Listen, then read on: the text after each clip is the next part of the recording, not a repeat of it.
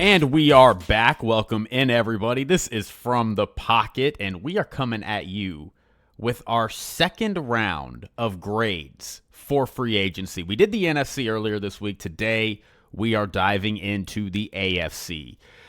For a little more context on what went into these grades, I advise you to check it out. I spent about 5 minutes at the start of that pod just kind of explaining my rationale. Basically, in a nutshell, I am grading teams based off of how much they did given the resources that were available to them, right? You know, there are some teams that were very tight on salary cap space, but still maybe, made some efficient or value moves versus teams that we're going to talk about in depth here that maybe had a lot of salary cap space that really didn't do a lot, and even though they might have done more in terms of raw numbers than the team that was more constrained, they might have a worse grade just because the grade is based off of what I felt you could have and should have done. So without spending too much time on that, again, if you want more information, I talk about kind of just how I look at free agency and how I'm approaching these grades. But to go ahead and just get started, I really wanted to go ahead and start with the AFC East. Starting with the Bills here. I went back and forth on the Bills because in a vacuum, I did like a lot of the moves they made, and they were stretched for salary cap. They are right now $10 million over the cap, so they've got to figure out how to get under that at some point. But I mean, I did like some of the moves. Did they pay maybe a little too much for some of them? Yeah, getting DJ Moore in a trade for a second-round pick. Okay, that's not bad, but then they also paid him a ton of money. And taken as both of those, I'm a little iffy on that. Like, I'm not as, people are like, how could you give a second-round pick for that when it's like, I mean, who are you going to get in the second round? They're probably going to draft a receiver or something. And given Brandon Beane's track record, I don't really trust Brandon Beane and this front office to hit on a receiver. So I don't mind spending that, but part of the benefit of maybe doing that, of having a pick, is you're not paying them though, right? So you get a second-round pick for a player that has high upside, potentially, but you're not paying them as much. When you spend a second-round pick and you get a player and you're paying a lot for him, oh, and by the way, he's probably a little bit past his prime, it just, not a bad move. DJ Moore is easily the best receiver that has walked through that door since Stephon Diggs was there, but it's not a ton of value. You know what I mean? Bradley Chubb, 3 years, $43 million. Good signing for them. They need an edge rusher. They need some help on that defense. A lot of questions about that defense with Sean McDermott leaving the building, but that's a lot of money to give to Bradley Chubb, who is also aging. And then Connor McGovern, getting signed was their other big thing, $52 million on 4-year deal. Like, I think you just had to do that. You needed to keep one of your linemen. You let David Edwards walk, keep somebody. And so I don't mind the Connor McGovern signing. Connor McGovern is still relatively young, all things told. Not young, but you know what I mean. So, in the D. Alford trade, I didn't, or signing, I didn't hate that either, but I ended up giving him a B. Again, I liked a lot of their moves. I think they are better roster-wise than they were, maybe with some exceptions, but I don't know how the coaching is going to be. And as far as I just feel like they paid a lot of resources, cap and trade picks, or just draft picks to get to this point. So I gave them a B. Patriots, I also gave a B. I liked some of the Patriots signings, but some of them are pretty risky. Like, Elijah Vera Tucker is a risky signing. Like, he is awesome when he's on the field, but is he going to be on the field? I don't know. And they're giving him a 3-year, $42 million deal. Like, that's a lot. The Reggie Gillum signing was great. I was a big fan of that. Draymond Jones signing was really good. Kevin Byard to a 1-year deal. Like, that's a great rental for them. Romeo Doubs, 4-year, $70 million. That's a lot of money for Romeo Doubs. Like, I don't know if Romeo Doubs is a number one. Maybe he can be because you have an offense that is really competent with Josh McDaniels and with Drake May. But I just, again, like, some of these moves, it's like, if it works, genius. If Romeo Doubs takes that step in this offense with what we think could be an elite level quarterback in Drake May, and Elijah Vera Tucker stays healthy, the Patriots are going to look like geniuses. Patriots, they're going to look amazing. But if these things fall flat, if Romeo Doubs doesn't take that next step, if Elijah Vera Tucker misses yet another significant chunk of the season with injury, yeah, it's just not going to look good. So I gave them a B for that. Just I like the signings in theory, but I'm kind of like wait and see on if they're going to work out. The Jets, I gave an A-. I typically I am more bullish on teams that are some of the worst in the league with a lot of cap space, and they go out and they make a bunch of signings.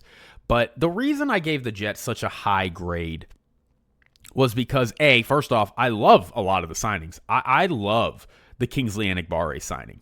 I love the T'Vondre Sweat trade, the Demario Davis signing, even Joseph Asai and David Onyemata. Like, I was a big fan of those signings. Dylan Parham coming in there, like he's going to give them just competent guard play. Even the Nahshon Wright signing. I wasn't a huge fan of Nahshon Wright in Chicago, but like, I think I heard somebody make a joke that like, he had like 5 interceptions last year. They're basically paying, $5 million to get an interception. Like that's what he's going to do. He's probably going to get burned, but he might get you a pick or two. So I don't hate that. And then of course, Minkah Fitzpatrick coming in. They have the second pick in the draft. They have, the 12th pick? Or no, it was like the 15th. I can't remember exactly where their second pick is, but like they're going to have an opportunity to bolster some of this a little more. Breece Hall franchise tag, Geno Smith trade, so he's coming back to the team that drafted him. Like, I like a lot of these moves, but the reason I like them above all else is because Demario Davis, 2-year deal. Minkah Fitzpatrick is a 3-year deal. That's a little iffy. But David Onyemata, 1 year. Kingsley Enagbare, 1 year. Dylan Parham, 2 years. Breece Hall, not committed to him at all. Geno Smith, they gave up a 7th-round pick, or like a 6th-round pick. They gave up a very low-level pick for him. Like, these are all moves that make the Jets competitive now, so it helps out Aaron Glenn and gives him a chance to like succeed. But if things fall apart, and none of these moves work, the Jets front office can also detach from all of it. These are 1 or 2 year deals. They can make easy cuts. They can make easy savings. They can remove Aaron Glenn, and their future is still intact. They still have 2 first-rounders this year. They have 3 next year. So, like, I just felt like these were a lot of good value signings. They made their team better. They've made them, I think, the version of what the Jets we thought we were going to get last year, where it's like they're frisky but not winning. I think that's what they could be this year. And if none of it works, they're not on the hook for anything. Like, they could just say goodbye to, like, I think they are the epitome of getting the best of both worlds. They're going to be competitive now, and if it works, they can build off it. If it doesn't, no harm, no foul. So I gave them an A- for that. Like, I love the flexibility and I love the signings. And then the Dolphins, I gave them a B+. And really, they made one move, right? They signed Tutu Atwell. They made some signings, but like the signing that they really made above all else was Malik Willis, 3 years, $45 million. I know we talked at length about that when Christian was on the pod last week. He's a Dolphins fan, so if you want to hear his perspective, I would go listen to it. But I really did like this. Like, moving off of Tua is a bold move. Eating $99 million to the face is crazy. But I really do like the idea of moving off of that, getting it over with. They have no salary cap space, essentially. Like, they are stretched thin, no room to really maneuver. They still found a way to go get Malik Willis, who, again, 3-year deal for Malik Willis while you're rebuilding. Like, if he hits, we have a franchise quarterback. And if he doesn't, no harm, no foul. We just move off of him. We gave him a shot, and it is what it is. I think given just their constraints, I gave him a B+. Like, it's just, how good is Malik Willis? Like, that's kind of where I took points off, because I just don't know. Like, if Malik Willis hits, then amazing. But, like, just given their constraints, given that they know they're rebuilding, that they don't have a lot of maneuvering, but they're still able to, like, allocate some of their resources to try out, not a long shot, but just try out something that may not work at quarterback, and knowing that, they've positioned themselves where even if it doesn't work, like they just have nothing to lose. I really do like that. So I gave them a B+. So honestly, from the AFC East, it's a pretty high grade. Nobody got below a B in my grading system. This next, no other division has that for the record. I don't think, yeah, there's no other division in the league that has that. We're at least every team got a B or higher. But we'll move on to what I think is a very interesting division, the AFC West. A lot of range here. A lot of range. Start with the Chiefs. I gave the Chiefs, this is controversial, but I gave them a B+. I know Chiefs haters will scoff at that, and they will say they lost Brian Cook. They lost Jalen Watson. They traded away Trent McDuffie. How are you great? You're going to give them a B+ because they signed Kenneth Walker? And some of this is, it's not untrue, but I do think some of it is kind of grading a little bit on a curve for them because I just kind of inherently trust their plan a little bit more than I would maybe another team. So, if you want to say that's unfair, I can't argue with you. But, it's also not just Kenneth Walker, which I do like the Kenneth Walker signing, $15 million a year to add some explosion to your running back room. That's going to help that offense a lot more. Eric Bieniemy coming in, exciting. But, I also like the Kyrus Tonga signing. I like the Alohi Gilman signing. I mean, Kader Kohu is whatever, but, Christian Fulton is still there. This team still has 2 first-round picks. They're going to be able to get an edge rusher. They're going to be able to probably get a corner. And this team is so good at finding corners later on in the draft. They are great at finding value picks there. So, I understand, on paper, they got worse. I thought they were going to retain Jalen Watson. They didn't. But it's also just kind of trusting them and seeing, okay, you've still got a couple of pieces now in your secondary. I think your offense is going to be better. I don't think the offensive line is near as much of a problem as I feel like a lot of people are trying to talk about it. And I think in the draft, you have good draft capital. You have 3 picks in the top 40, basically. I think they can repair the other holes on this team and not be a great roster, but be a pretty decent roster. And that with a healthy Patrick Mahomes, I think everything worked against them last year. I think this team can win 10 or 11 games next year if Patrick Mahomes plays the majority of the season. So I'm not, and they brought Justin Fields in, which, hey, everybody, if Patrick Mahomes can't play and Justin Fields gets to play, you're finally going to get to see, everybody's going to get their wish. Justin Fields getting to play in a genius offensive scheme. And if he can't do it, then we know what he is. But hey, maybe this is Justin Fields' best chance to kind of rehab and show, no, I am a quality quarterback in this league. So, but yeah, I gave him a B+. I think the signings they made were smart, valuable, and I think I trust their plan on what they lost in the secondary. So, B+. All right, Broncos. I gave them a C+. They didn't do anything. They did not do anything. The differences in their team are they cut Dre Greenlaw and they lost John Franklin Myers. That's it. That is it. They re-signed J.K. Dobbin, re-signed Adam Prentice, re-signed Sam Ellinger, re-signed Jaleel McLaughlin, re-signed Lil Jordan Humphrey, re-signed Adam Troutman, re-signed Alex Singleton and Justin Sternot. Every single one that they re-signed, everybody that on their team that was up for free agency essentially. They did not bring in anybody new. So, and I kind of get it. They don't have a ton of salary cap space, so I understand kind of wanting to keep your books clean, and I respect that. But it's hard for me to sit up here, even with grading on a curve and understanding you don't have a ton of resources. I understand that it's hard for me to sit up here and give them anything higher than a C+ when they literally didn't do anything, anything. I can't justify that. I can't sit up here and go B+. They didn't do anything. It just doesn't make sense. I feel like the default grade is a C+. I understand you couldn't do anything, but I can't reward you for that. So, and again, they still need a weapon on the offense. Their running game is still leaving a lot to be desired, and I think they could have maybe made some. I think they could have made a play for one of the running backs that was available. I just. It was a very underwhelming effort by the Broncos. I just don't think they even tried to get better. So I gave them a C+. Chargers. This one controversial too. I gave the Chargers a B-. Look, caveat it with this. I loved a lot of their signings. I love the Charlie Kohler signing. I love the Tyler Biadasz signing. I'm in with the Cole Strange signing. I think it's fine. I like the Khalil Mack re-signing. I like the Tier Tart extension. Dalvin Tomlinson coming in.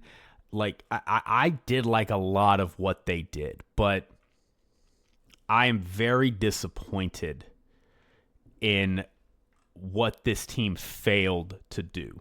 This team, this goes back to what I was talking about in the other episode, where there's just such an aversion, it feels like now, for kind of going for it in free agency and understanding the moment and the time and place. And it just felt like the Chargers didn't do that. It felt like they failed utterly to do that. They had the most salary cap space in the NFL, but outside of the Raiders post Max Crosby, but then Max Crosby came back, so it is what it is. But I mean, the Raiders were 1 and then 2 and then 1 again, and they don't have a quarter. Like the Broncos have Bo Nix, who's going to have an extension coming up soon. Like they got to prepare for that. There's teams who have these players coming up for massive extensions. So even if on paper they have some salary cap, they don't really have that much salary cap. The Chargers, their quarterback is under a contract. They don't have. I mean, Rashawn Slater is under contract. Like, Joe Alt is coming for a contract soon, but that's fine. But, Omarion Hampton has still years to go. Like, they have nobody really on this team that is pending massive contract extension that we're going to have to dole out. Like, they just don't. And the Chiefs are a question mark. I think the Broncos are due for regression. The Raiders are, I love the gains the Raiders are doing, but they're not competing for anything yet. The window is now. The window to go do something is now. And they had clear holes on this interior offensive line and on some parts of the defensive line.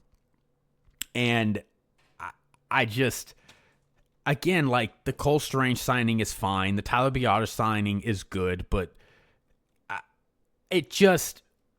I hate the idea that under no circumstances can you ever overpay. And that's what it feels like the Chargers are operating with. It's like, oh, Zion Johnson got $16 million. We only wanted to pay him $12. We're not willing to pay that.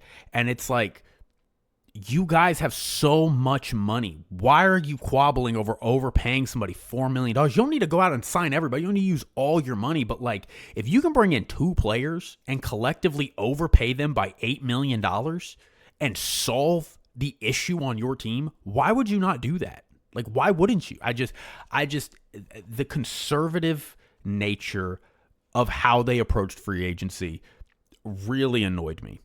It really annoyed me. This was a team that, to me, they don't have a lot of draft capital. Their window is right now. They have an opportunity to leapfrog all of these teams in the conference, like the Bills. We don't know what's going on with the Bills. They have a lot of question marks going into this year. The Ravens have a new coach with a lot of question marks going into this year. The Broncos due for regression. The Chiefs, we don't know what they're going to look like.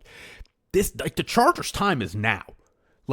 And teams like the Rams, who have understood in the past, hey, our time is now. They have been aggressive in free agency. They have gone and filled their team. They have gotten competent everywhere and used the draft to bolster that and used trades and been aggressive.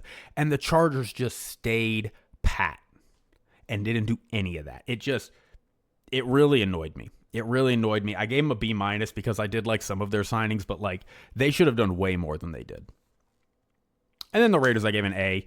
I thought the Raiders had maybe the strongest free agency class of anybody.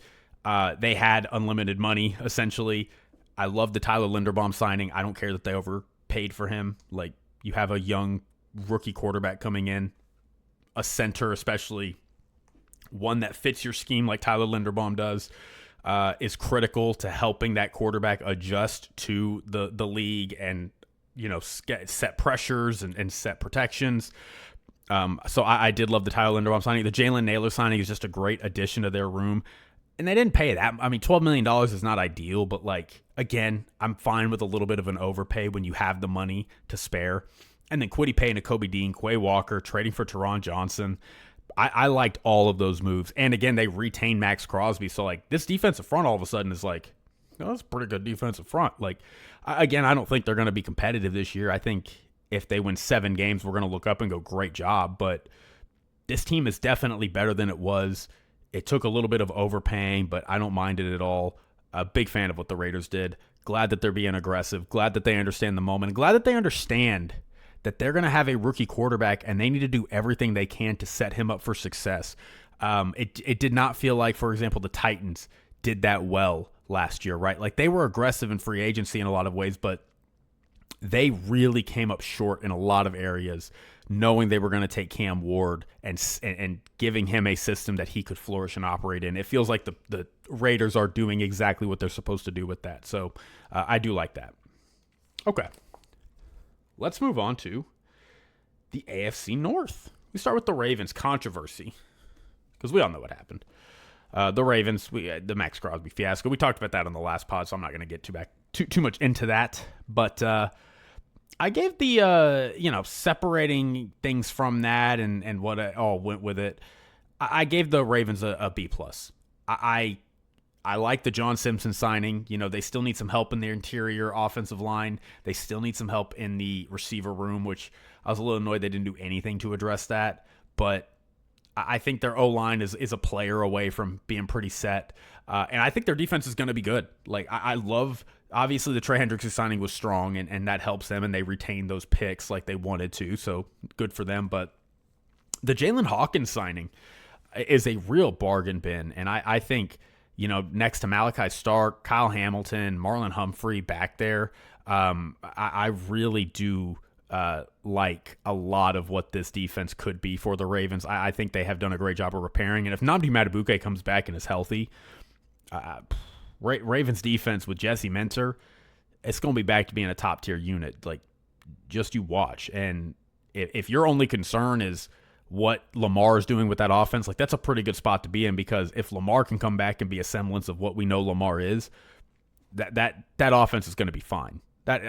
You would love to get another receiver, you'd love to get another lineman, but maybe another tight end too. Mark Andrews being your only reliable tight end is a little bit of a concern. Losing Isaiah Likely and Charlie Kohler, but they have room in the draft to try and go address that. They have the 14th pick, like they're not picking 28th or something. So I like the Ravens' odds of being able to continue. I like the plan I'm seeing. Give them a B+. And then I gave the okay. We'll do Steelers first. I gave the Steelers a C+. And to be honest, this is like, I'm not saying they're like the Cardinals in the sense that they're like as bad as the Cardinals. I don't know what the Steelers are doing. I feel like they really need to be preparing for a future 2027 onward. And I feel like they're trying to have the best of both worlds, where like they're trying to live in this present nucleus and core and say, we're going to make this core and take full advantage of it, when it's like, there's nothing you can do to make this core a Super Bowl contender. There's nothing you can do. And the Michael Pittman trade, like, I get it. It's a lot of money for Michael Pittman, 3 years, $59 million, but like, I get it. Now he's your second receiver. That's cool. I like the Jamel Dean signing, but again, 3 years, $36 million for a 29-year-old corner that already has a lot of injury history. I don't know. The Rico Dowdle signing is fine, but I also don't know if they need Rico Dowdle that much. Not at $12 million for 2 years or whatever what did they pay him actually? Yeah, 2 years. Okay, 2 years, $12 million total. So okay, I'm not quabbling over that. That's fine. But I like the Jaquan Brisker 1 year signing. Like, but to me, that's where this team feels like it should be living. It should be living in like those 2 year deals where it's like, hey, let's be competitive because we're the Steelers and we don't want to mail it in. I get that. I'm practical, but also like, let's not screw over our future selves. And the idea that like, it just feels like you're never going to get out of this current iteration of the team and allow it to reset the way it should. And it's just always going to be carryovers. It's going to be Jamel Dean 3 years from now when he's 31 years old. And it's like, why are we paying Jamel Dean this much money? We got to cut him and you're going to take dead cat. It's just, I just don't know what the plan is, and it really frustrates me. So I gave him a C plus, but like on paper, the signings weren't bad. Like Jamel Dean made them better. Jaquan Brisker makes them better. Rico Dowdle, another weapon for that offense. Michael Pittman makes them better. Like, this team is better than it was. So, like, I understand if somebody's frustrated listening and saying, how can you give them a C plus when they made good moves? But I don't understand how this helps the big picture of where I think the Steelers need to go, and that is essentially trying to reset themselves. So, and then the Bengals, I gave a B minus. I don't know. I mean, I think people are underrating how much they did. Like, people, you talk to people and it's just like they did nothing. It's like, no, they got Boye Mafe, they signed Jonathan Allen, they got Brian Cook. Like, did they do a lot? No, that's why I have them at a B minus. But like, they didn't do nothing. They got 3 new starters on defense, and they have some guys that they drafted that they're hoping can take the next step. And if they take the next step and they draft well in this upcoming draft, like, infusion of talent, infusion of youth, like, this defense can maybe be a little better than it seems like they will be. So I understand people being mad that they weren't uber aggressive. And again, that's why I have them at a B minus. Like, I appreciated them attacking their weaknesses, and I thought they did to some degree, but like, did they do it as much as they should have? Probably not. So I put them at a B minus, but I like some of their moves. And then the Browns, I gave them a B. I don't. They lost all 5 of their starting offensive linemen to free agency. All 5 of them. So Titus Howard, Tevin Jenkins, Zion Johnson, Elton Jenkins, like, signing all of them, they needed to. Like, that was kind of just to get back to base level. But, I mean, I like the Quincy Williams signing as well in their linebacking core. But, like, this team's not competing. This team didn't get any better. Like, they were tight on salary cap space. I was like, I don't know how they're going to get out of this.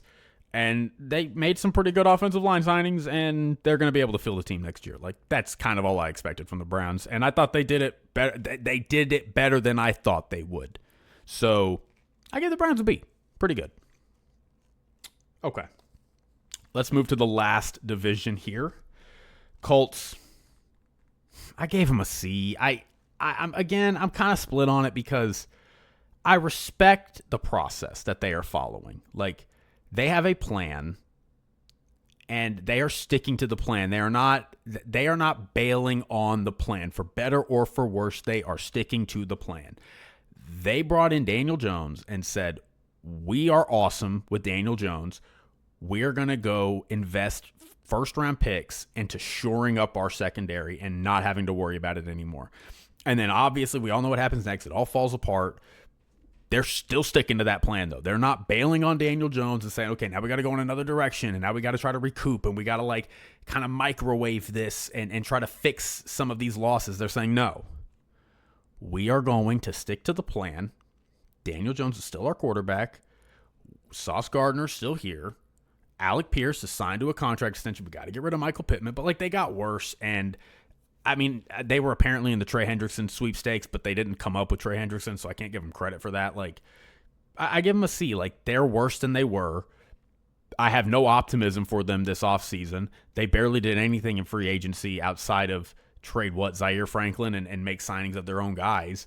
But, if they stick to their process and it works in 2027, I think they'll look smart. But, that's a big if. That's a lot of ifs. And I don't know if either of their GM or coach are going to be there in 2027. So, Chris Ballard and Shane Steichen are on the hot seat. So I don't know if they'll survive seeing this process out, but I understand why they did it. And I also understand not wanting to go back on the quarterback carousel. So gave them a C.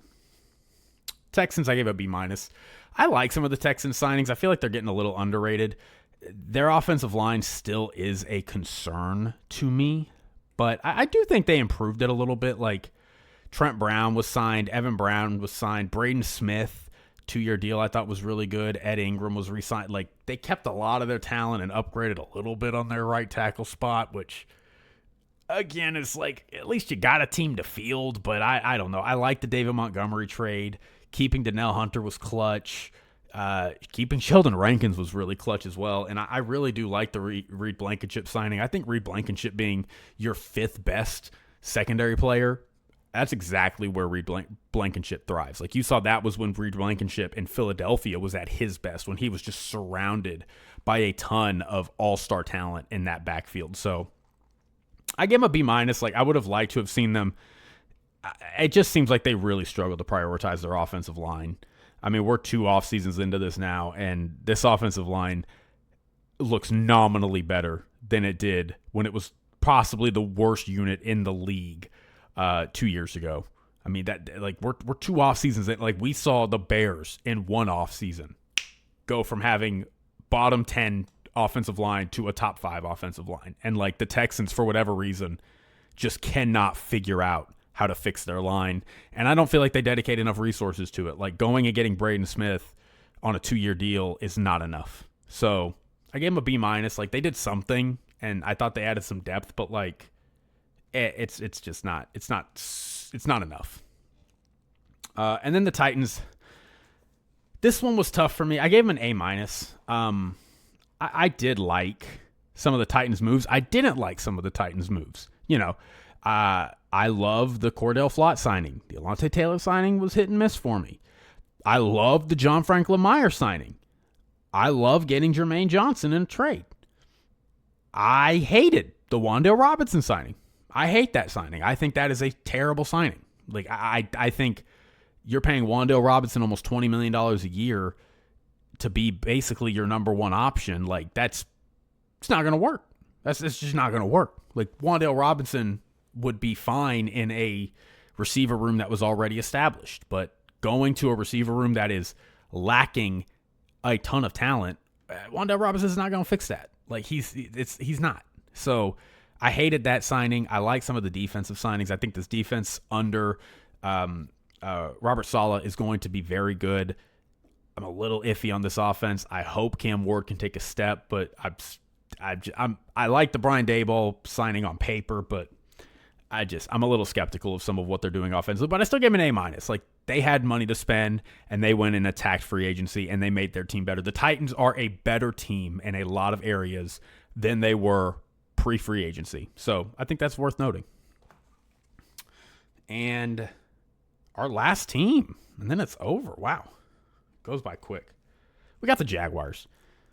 I mean, come on. What do you want me to say? What do you want me to say? C-. C- for the Jaguars. Let's see. Let's go through this. DJ Dallas re-signed. Quentin Morris re-signed. Dennis Gardeck re-signed. Matt Dickerson re-signed. Monteric Brown re-signed. They brought in one Jaguar, one new Jaguar, Chris Rodriguez Jr. Now, this team was very tight on salary cap space.